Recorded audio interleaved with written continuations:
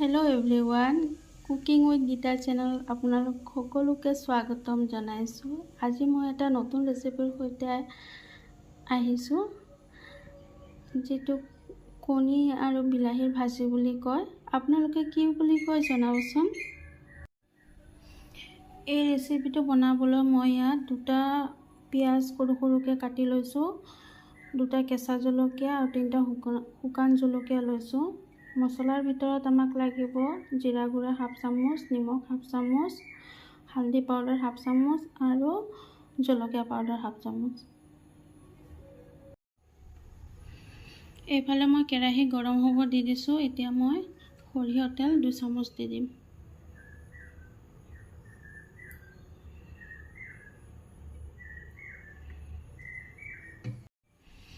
কেৰাহী গৰম হৈয়ে গৈছে। এতিয়া মই সৰু সৰুকৈ কাটি থোৱা পিঁয়াজখিনি দি দিম।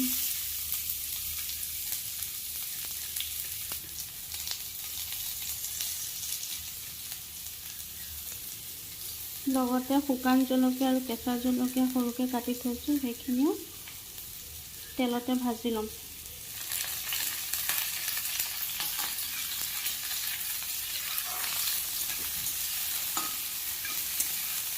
পিঁয়াজখিনি ৰঙা হোৱালৈকে অকণমান ভাজি ল'ব।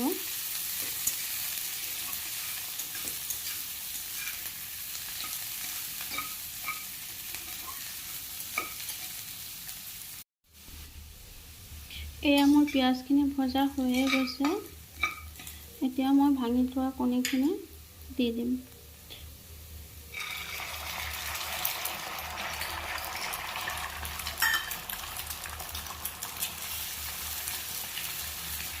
কণীখিনি ভালকৈ এনেকৈ মিক্স কৰি ল'ব।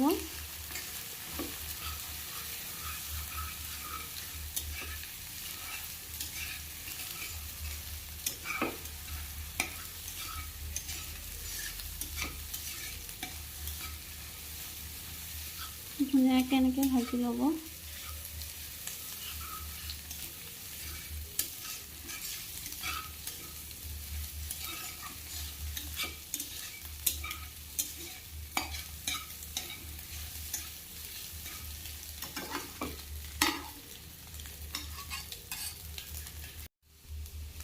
কণীখিনি ভাজা হৈয়ে গৈছে। এতিয়া মই কাটি থোৱা বিলাহী দুটা ইয়াতে দি দিম।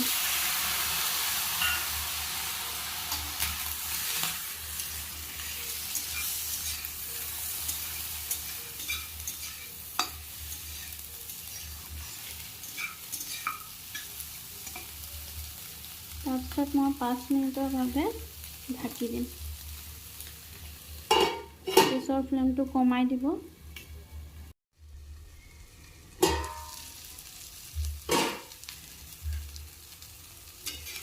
বিলাহী আৰু কণী ভজা হৈয়ে গৈছে।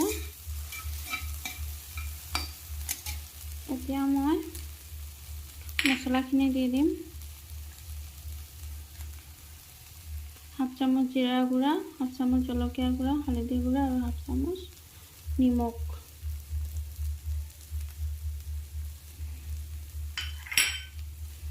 সকলোবোৰ মিক্স কৰি ল'ম।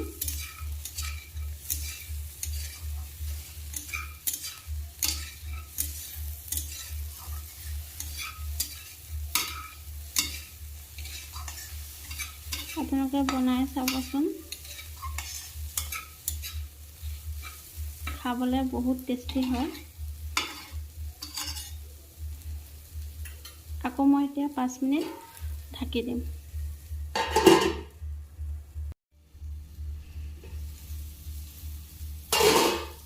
এয়া চাওকচোন, বিলাহী আৰু কণীৰ কালাৰটো কেনেকুৱা আহিছে। ইমান ধুনীয়া কালাৰ আহিছে।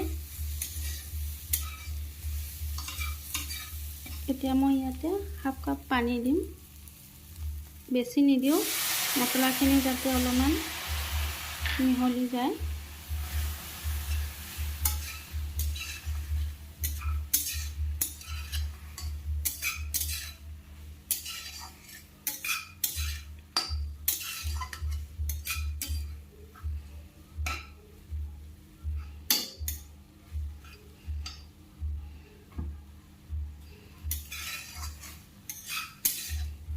এয়া মোৰ কণী আৰু বিলাহী ভাজি হৈয়ে গৈছে।